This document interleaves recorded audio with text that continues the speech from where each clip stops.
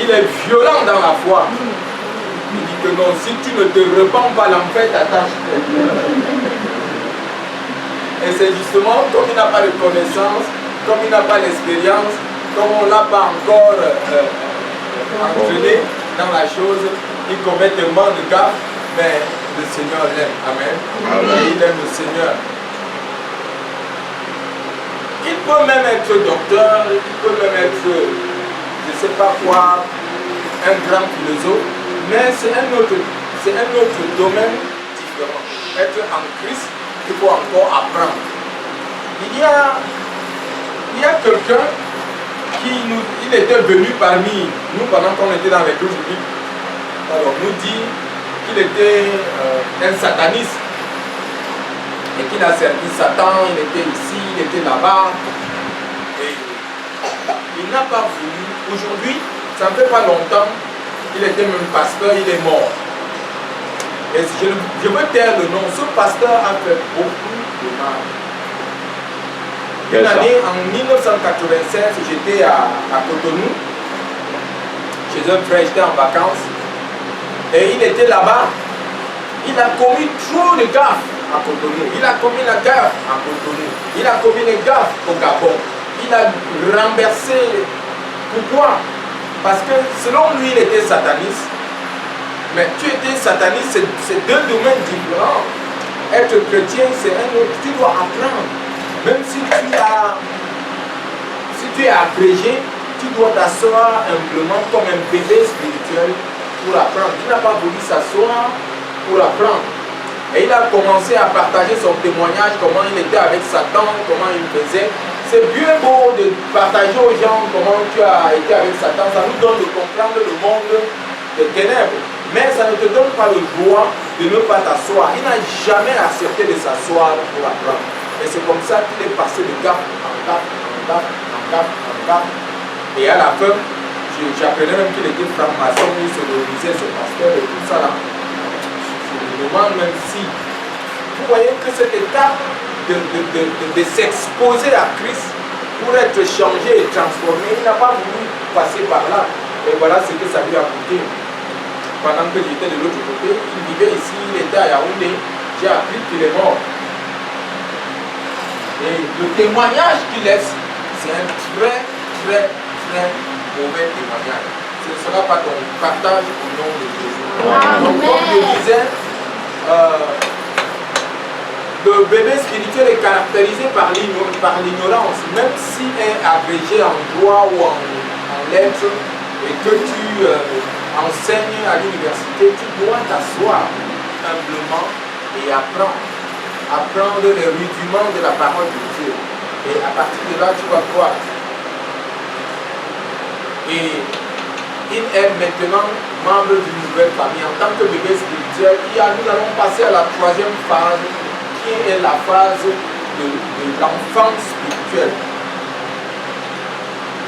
Donc, le bébé spirituel qui croit devient un enfant spirituel. À ce niveau, on peut déjà comprendre les langages de base de la foi. Il peut être très excité à propos de sa foi. À plusieurs points de vue, bien aimé, l'enfant spirituel, il est encore innocent, même comme il a fait des progrès. Il est encore innocent. Il agit de manière infantile, il agit souvent de manière rebelle. L'enfant spirituel est beaucoup centré encore sur lui-même, sur beaucoup de points. Les enfants spirituels ont tendance à faire des choses si seulement ils voient qu'il y a une récompense dedans. C'est pourquoi on est chrétien. Bon, quand on dit tu vas semer 50 000, ça va te rapporter 100 000, il est prompt à courir. Ça, si tu le fais encore, c'est que tu es encore au niveau de l'enfant spirituel. Bon, bref, on n'est pas. Le cours, cet enseignement, ce n'est pas pour juger le niveau spirituel de qui que ce soit. Amen. Mais cela nous permet tout simplement de connaître où est-ce qu'on est pour pouvoir aider celui qu'on peut aider ou bien aider soi-même et pouvoir avancer. Donc, le troisième niveau de l'enfant spirituel, il fait des choses parce que, bon, je fais ceci parce que je veux avoir une récompense. Ou bien, je fais ceci parce que je ne veux pas être puni, je fais ceci parce que, bon, je ne veux pas aller en enfer. Je ne sers pas Jésus parce que je ne veux pas aller en enfer. Je ne sers pas Jésus parce que j'ai peur de l'enfer. Je sers Jésus parce que Jésus m'a tellement aimé et que personne ne peut m'aimer comme Jésus. Tout ce que je peux faire, ce n'est que d'être avec Jésus. Amen. Ce n'est pas par peur que Jésus n'est pas un bourreau. Jésus n'est pas un maître qui marche avec un bâton donné comme le maître de la scie. Celui qui bavarde à chaud avec moi. Amen. Notre Jésus n'est pas comme ça. Donc nous ne devons pas le servir avec crainte. Nous ne devons pas le servir comme si, bon, je fais ceci, tu vas me donner quoi. En fait, quand on est encore à ce niveau, il faut comprendre que c'est le niveau de l'enfant spirituel. Et l'enfant spirituel, quelquefois, est centré sur lui-même. Facilement, il se fâche. Oh, je vais partir, je vais aller dans telle église. Bon, il n'y a pas de miracle ici. Je vais aller à l'église de la dernière porte. Je vais aller à l'église des séraphins et des chérubins. Je vais aller à l'église des archanges parce que là-bas, il y a tous les miracles. On ne passe pas. Il y a quelque chose qui ne va pas. Amen. Amen.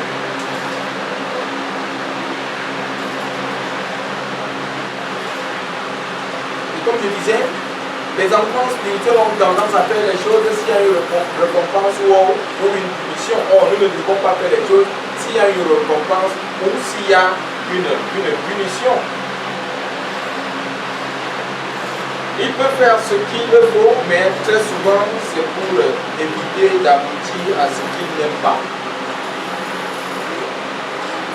Et surtout pour avoir ce qu'il aime.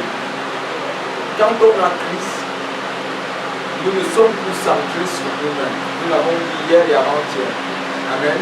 Amen. Quand on reçoit Christ et qu'on s'est exposé à lui pour être changé et transformé, nous ne sommes plus centrés sur nous-mêmes. Mais Christ est le centre de notre vie. Amen. Amen. Nos priorités, comme j'ai dit, quand nous croyons, nous changeons la vision, la perception des choses et du monde. Et nos priorités, c'est Christ. Ce n'est plus nous-mêmes. Nous passons à la 4e étape quand on est bébé spirituel, enfant spirituel. L'enfant spirituel, quoi, il accède à la phase du jeune adulte. Il est un peu à la phase du jeune adulte.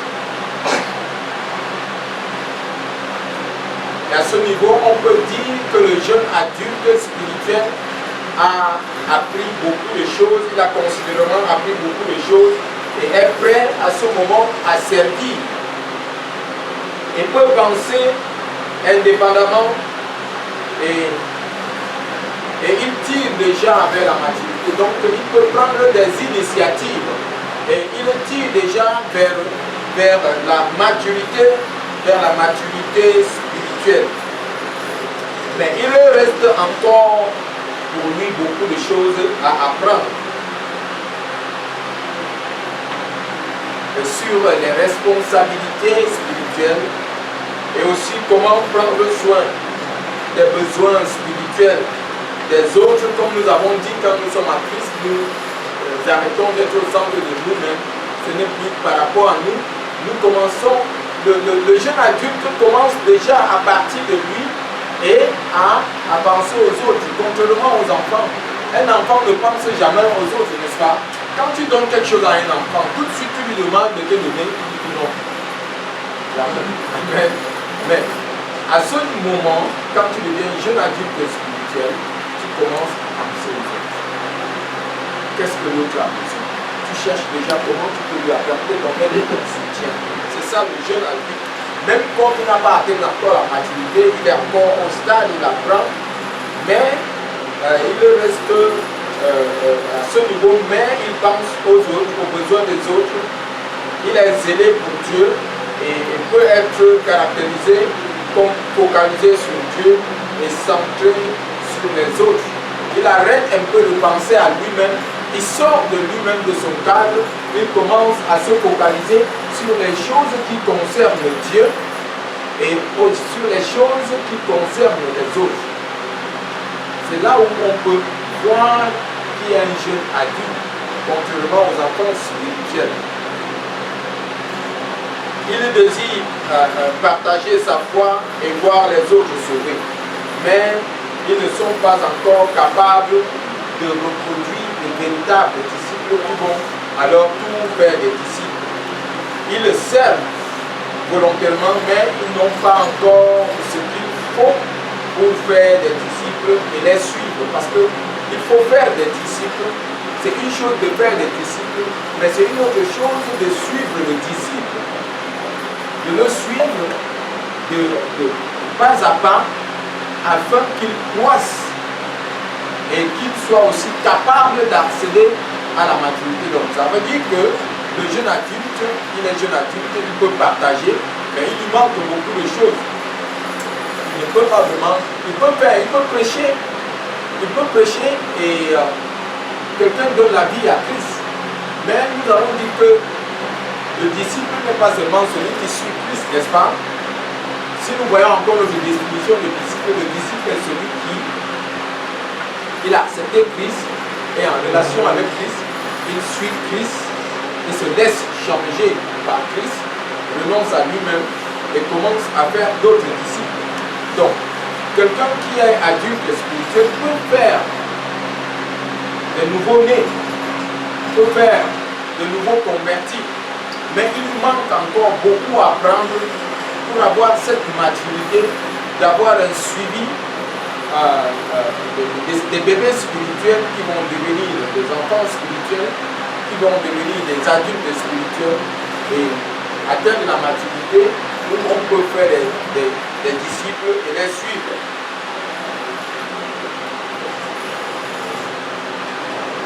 À ce moment, quand on est adulte spirituel, jusque-là, on a besoin de coaching. Amen. On a besoin d'être suivi soi-même, on a besoin de conseils, on a besoin d'avoir quelqu'un qui... On a besoin d'avoir quelqu'un, amen. Est-ce qu'on peut allumer...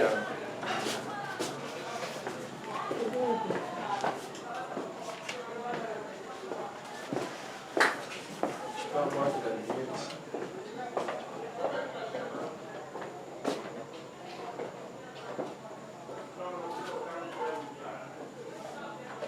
Amen. Notre Dieu est fidèle. Donc, je disais que à ce niveau du stade de l'adulte, du jeune adulte, on peut annoncer l'évangile, on peut faire des nouveaux convertis, on peut servir Dieu, mais il manque encore certaines choses. Il manque l'étape, la dernière étape qui est l'étape de la maturité spirituelle. Dans la dernière phase du développement spirituel, nous devenons spirituellement matures pour faire d'autres disciples. C'est à ce moment où on peut faire d'autres disciples. Parce qu'on peut suivre le disciple de l'étape de bébé à l'enfant, à l'adulte, et l'amener à pouvoir se reproduire dans les autres. Cela veut dire faire des disciples. Nous devenons à ce moment des parents spirituels. Nous devenons des parents spirituels avec des bébés spirituels que nous suivons. Comme chrétiens, nous sommes appelés à faire, bien aimés, des disciples. Nous devons faire de notre mieux pour reproduire notre foi dans les autres. C'est ça le stade de la maturité. Nous sommes matures et nous pouvons nous reproduire. C'est ça le but d'être disciple, c'est ça le but d'être enfant de Dieu, c'est ça le but final. Nous atteignons le niveau où nous pouvons nous reproduire dans les autres. Les adultes spirituels ont la capacité de reproduire les disciples, mais comme je disais, maintenant il faut la volonté de le faire. Nous avons beaucoup d'adultes spirituels qui ne font pas la mission de faire d'autres disciples. Donc il y a des gens, des adultes, des gens qui sont matures. Ils ont les moyens, ils ont la capacité, they have the skill that is needed, mais ils n'ont pas la volonté. Ils ont appris, ils sont arrivés à un moment maintenant, un problème de volonté. On a la capacité, on a ce qu'il faut, on a les équipements qu'il faut, on a les moyens qu'il faut de pouvoir donner naissance aux bébés spirituels, de pouvoir les amener à être enfants spirituels, à être des jeunes adultes et les mêmes amener à la maturité et les coacher pour qu'ils reproduisent d'autres disciples. Mais à ce moment, souvent, certaines personnes sont laxistes, ils ne le font pas. Donc, nous devons donc savoir où nous sommes et pouvoir décider de pouvoir passer à l'acte de quitter de l'intellectuel au cœur et à la main. La main, c'est l'œuvre, la mission de pouvoir transformer les autres. Ils peuvent se dire matures, c'est vrai, spirituellement, mais comme je l'expliquais, moi je dirais qu'ils ne le sont pas. Pourquoi? Parce qu'ils n'ont pas priorisé leur vie sur la mission. La priorité, notre priorité dans la vie, c'est la mission. C'est ce à quoi le Seigneur nous a appelés. Notre priorité, c'est Dieu. Notre priorité, ce n'est pas notre mari. Notre priorité, ce n'est pas notre femme. Yes. La première personne dans ta vie, c'est ton mari. Non. La première personne dans ta vie, c'est ta femme. Non. Qui est la première personne dans ta vie? Jésus. Et si Jésus est la première personne dans ta vie, ça veut dire que tu dois prioriser ce qui est à Jésus. Je ne veux pas dire que nous, en tant que parents, nous devons négliger nos familles. Non, ce n'est pas ce que je dis. Yes. Nous ne devons pas négliger, je ne dois pas négliger mon épouse. En tant qu'homme de Dieu, en tant que pasteur, je ne néglige pas mon épouse, je ne néglige pas mes enfants. Je dois essayer d'équilibrer les deux. Mais je ne dois pas aussi négliger l'œuvre au profit de ma famille, ce qui est un problème quelque part. Et je ne dois pas négliger la famille au profit de l'œuvre, mais l'œuvre est en priorité. La mission est la priorité. C'est ce pourquoi je vis. Et c'est pourquoi Paul peut dire aux Philippiens, au chapitre 1, 21, si je vis pour Christ. La mort n'est un gain. Il dit qu'il ne vit que pour... Et la mort pour lui est un gain. Ça veut dire que s'il part là maintenant, il part retrouver le Seigneur. Amen. Amen. Nous pouvons pouvoir dire comme Paul, si je vis pour Christ. Et la mort pour moi est un gain. Ce sera ton partage au nom de Jésus. Amen. Donc, de la même manière que la race humaine doit se produire, nous continuons à faire des enfants. De la même manière, en tant que chrétiens, nous devons continuer à faire des bébés spirituels, à faire des enfants spirituels, à les amener à l'état des jeunes adultes et de maturité spirituelle. Donc, la race humaine continue, le christianisme doit continuer. Amen. Amen. La mission doit continuer jusqu'à ce que le Seigneur revienne. Est-ce que quelqu'un peut dire Amen? Amen. Nous devons continuer, bien-aimés, à faire des disciples et nous reproduire spirituellement, reproduire notre foi dans les autres. Bien-aimés, nous venons de voir les 5 étapes de la croissance spirituelle du disciple, du développement du disciple. Je voudrais encore noter, comme je l'ai noté en passant, ces 5 étapes du développement du disciple n'est pas un moyen de montrer qu'un disciple est plus valable qu'un autre. Aucun disciple n'est plus valable qu'un autre. Amen. Amen. Il est important de comprendre la différence entre avoir de la valeur et être utile. Même si le chrétien qui est mature est plus utile à la mission de Christ et à l'église locale que le bébé spirituel ou l'enfant spirituel, il n'est pas plus valable que... Nul n'est plus valable que l'autre. Nous pouvons être, selon les dons que le Seigneur nous a donnés, selon nos capacités, selon nos dispositions, nous pouvons être plus utiles ici à faire telle ou telle chose, utile à l'église, utile pour la mission, mais tu n'es pas plus utile. Nous ne sommes pas ici en train de démontrer que le bébé spirituel est moins utile que l'enfant spirituel, moins que le jeune adulte ou bien celui qui est mature. Amen. Chacun à son niveau a des qualités que Dieu peut utiliser. Et cela ne nous permet pas, ce n'est pas une façon de comparer ici.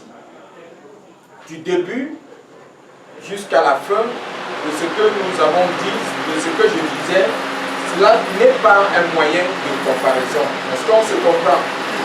Cela nous permet de nous développer et de comprendre à quel niveau nous nous situons, de savoir ce dont nous avons besoin et de voir aussi ceux que nous suivons, où est-ce qu'ils sont et quelle est l'aide que nous pouvons leur apporter. Est-ce que quelqu'un peut dire Amen? Amen. Donc nous le faisons pour savoir le niveau de chacun, comment lui être en aide sur le chemin du disciple-là. Ce n'est pas une arme pour juger, mais c'est un outil pour aider chaque disciple. Ce n'est pas pour juger, mais c'est un outil d'aide.